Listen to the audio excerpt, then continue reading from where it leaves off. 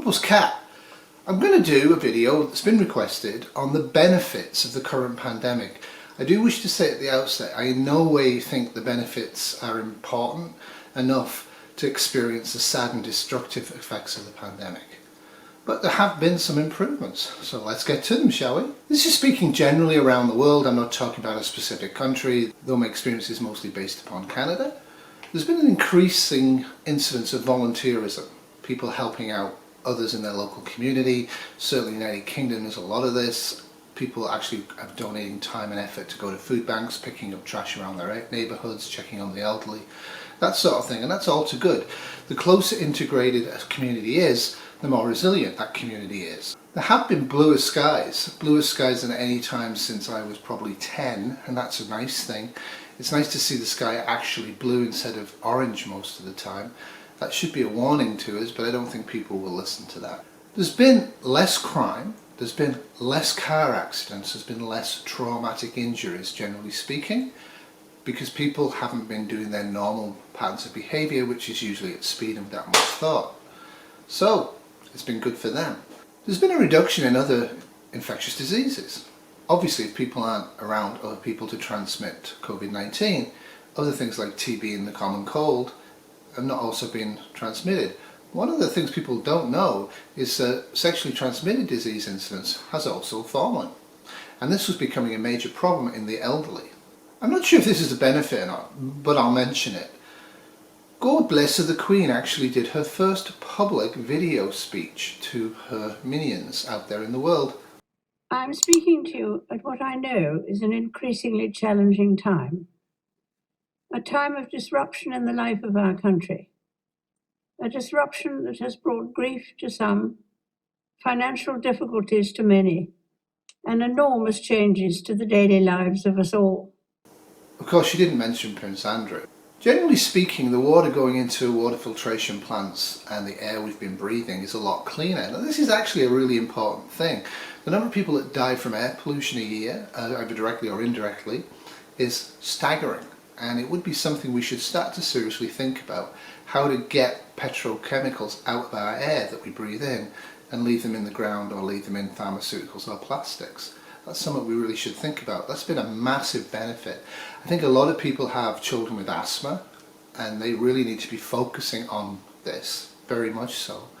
And they probably notice that it's not quite so aggressive, the asthma attacks are not quite so frequent. There's been many benefits to wildlife. Some wildlife not so much, but most wildlife has done really well. Lions are able to lie on roads and enjoy the summer heat that you get from roads in Africa. There's been sheep having fun and goats having fun all across the world. There's been way more rabbits and way more squirrels, way more coyotes. We had a coyote just over there the other night ago. So there's been a lot more freedom for wildlife that we share the planet with to occupy spaces that are closer to us than normally would be the case. And I think that's a good thing. I think it's nice to have wildlife close to you as long as it doesn't eat you. On a personal level, people have been very nice to me. They've said really nice things online, and that actually has an effect. It makes me feel happier inside.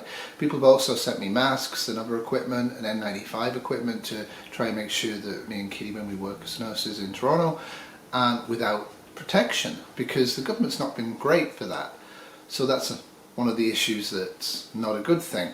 But it has shown people, I think, that you can't rely on government officials, employers, to protect your health in a crisis. And I think preppers mostly knew that, but I think most people out there in the bigger world didn't actually understand just how inadequate government can be and their employers can be in times of crisis. For me, this has been the bigger benefit. Now, it's easy for me to say this. I have a good income, I'm still working, and I have a nice garden, and I live in a nice part of the world.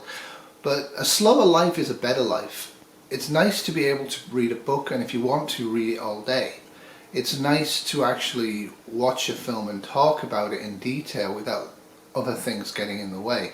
It's nice to be able to prepare meals slowly over 2 or 3 days and then give them to your family and see your family's enjoyment, rather than just go to McDonald's and buy junk food.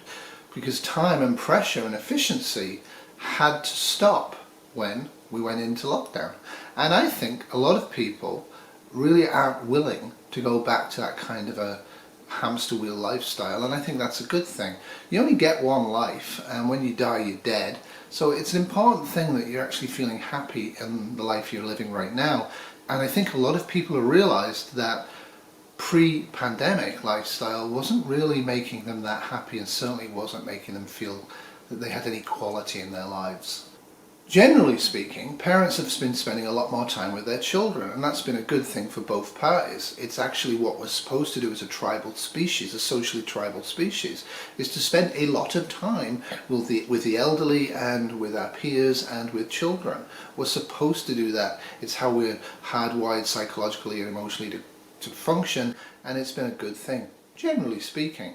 It's also true that our pets have actually spent a huge more quality time with us as well. And I'm hoping Mr. Bear is actually enjoying having us around more, and I think generally speaking he is. As I said before, what goes with this slower lifestyle and the less time pressure, because you don't have to rush out to work 5 or 6 times a week and you don't have to check work emails all the time, is the fact that people have been able to cook and they've been able to bake. The people that are fortunate to have the facilities in their homes, the people that have the cash and time to do it, have been able to spend a lot more time being creative in producing objects of food for other people. And one of the main social bonding agents in society is actually shared food, shared meal experiences. So for the people who have people living with them, that's been a very strong thing. Other people have very much used social media to actually get a similar but not as good experience by sharing recipes and experiences online, and that's been good. There's a lot more small social groups out there where people actually have meaningful conversations in social media than the big sprawling things. For example, if you are subscribed to a YouTube channel and the host responds to you in a personal way within a day or so, that's much more meaningful than if you're actually putting a comment on a big channel and you get 20 likes and a couple of off comments from other people. So bear that in mind when you make comments. When you reply to other people's comments, try to make it meaningful, even if you disagree with them. There's been a much more focus on sustainable, reusable, recyclable, green living, I think. You see that everywhere. There's definitely a good thing. That's a good thing. The more sustainable you are as an individual, and remember, none of us can become 100% sustainable on our own, living our current lifestyles. The more sustainable you are, the more resilient you are, because other things happen like floods and fires and violence. So you have to be sustainable.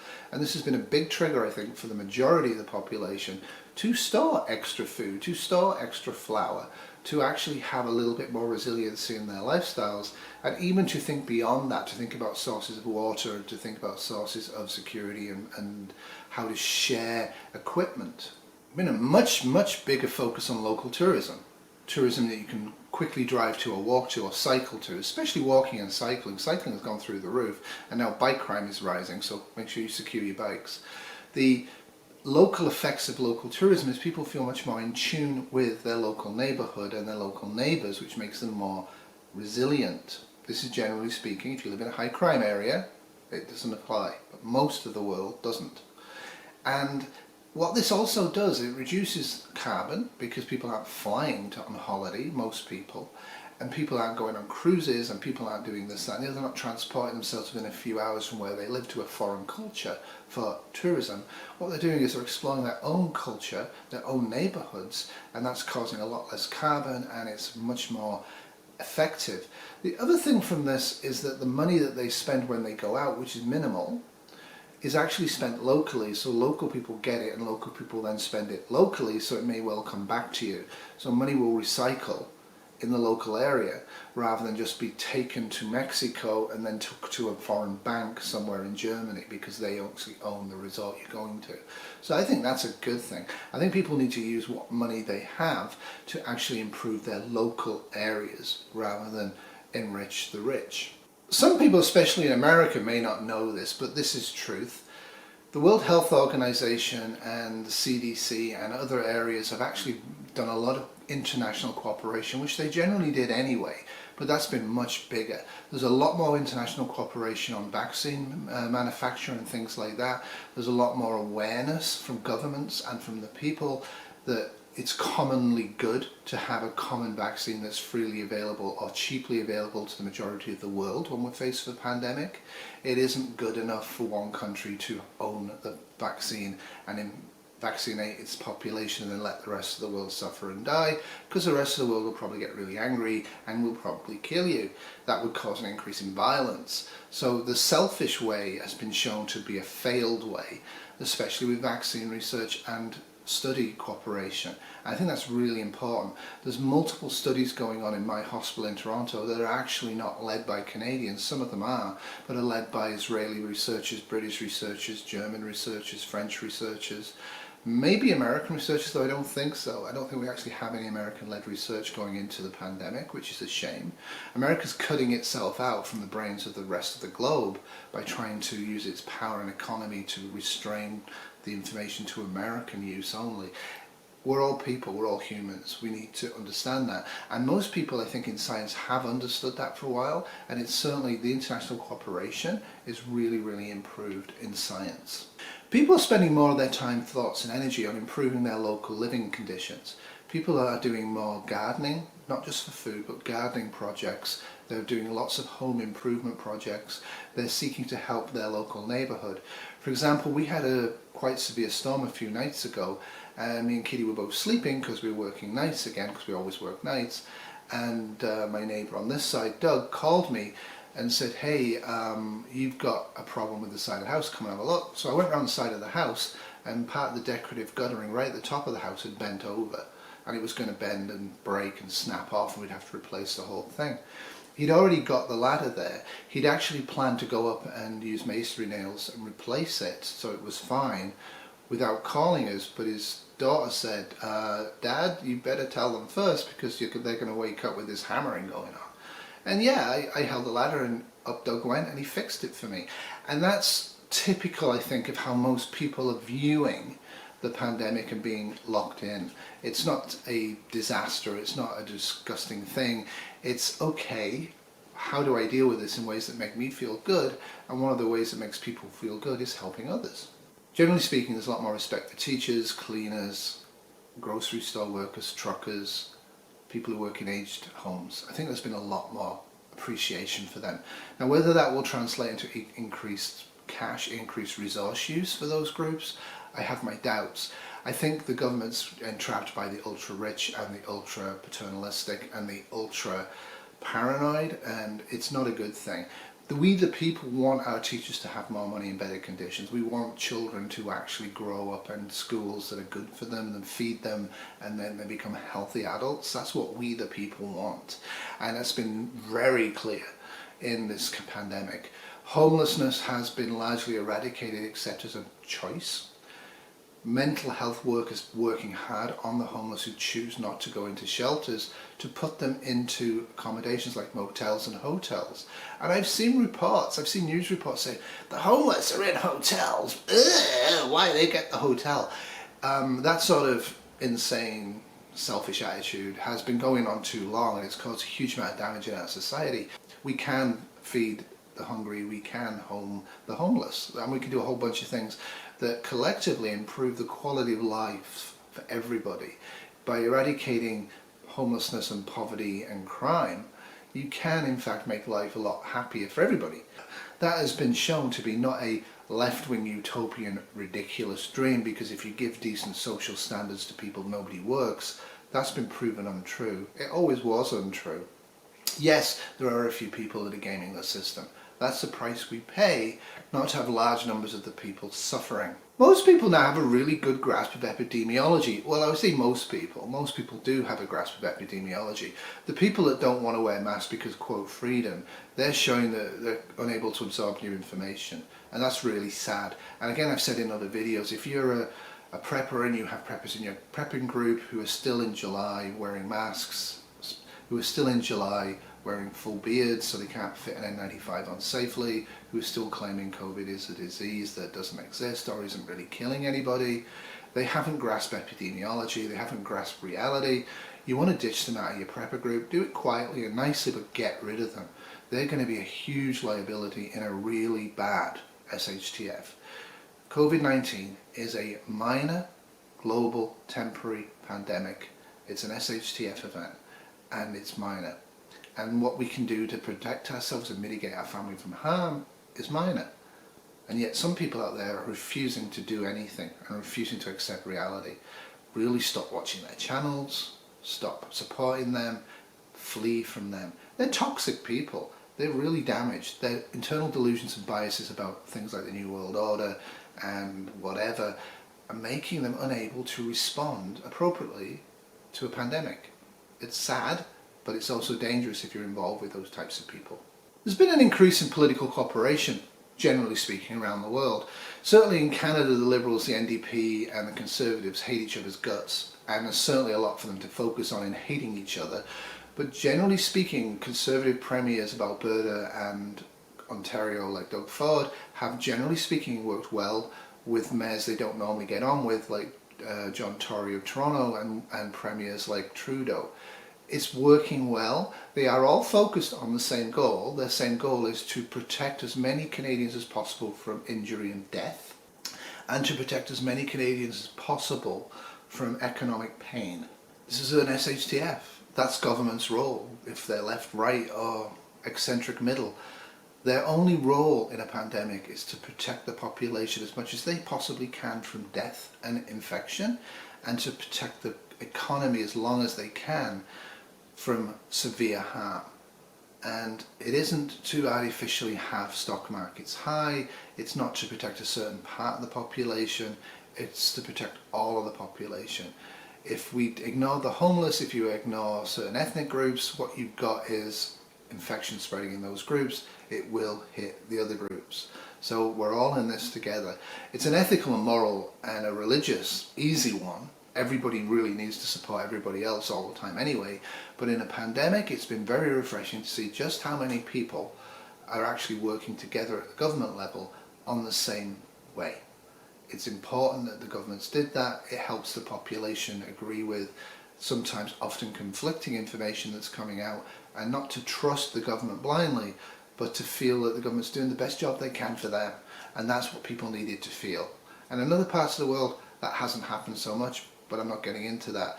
But this is an opportunity in those parts of the world for you to look at your social structures, to look at your government structures, nay, to look at your constitution and see if it's actually fit for purpose. When it came to a global shtf, did it help your country be a great country, or did it actively harm your country?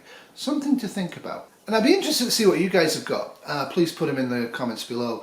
One of the other things that I would like to point out is what I have found. This has been very, very humbling. I am a registered nurse. I teach nursing at university. I stopped doing that because students infect you. And I'm an administrator of a hospital. I'm fairly well intellectual, I'm fairly well rich, I'm fairly well knowledgeable. I've been a prep for years, and I even did a pandemic series in 2019, early 2019, about a pandemic in the first wave. It's pretty similar to this one. And I got some things right and I got some things wrong, and I've studied Spanish influenza in detail long before this pandemic came along.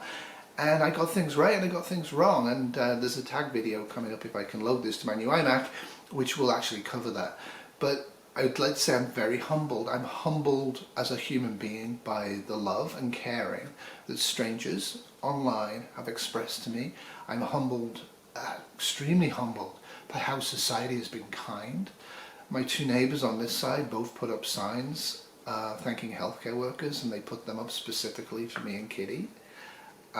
It's really sweet, and it's an important aspect, I think, of modern life that was not absent but was hidden in the rush to commute to work, in the rush to get the cheapest gasoline, in the rush to get the best holiday, in the rush to watch the film so before anybody else watched it at work. I think we got our priorities wrong as a society. We don't need eternal growth. What we need is eternal happiness. We need to reduce our rush to grow. We need to look at efficiency as something that is a byproduct of doing things in more human ways.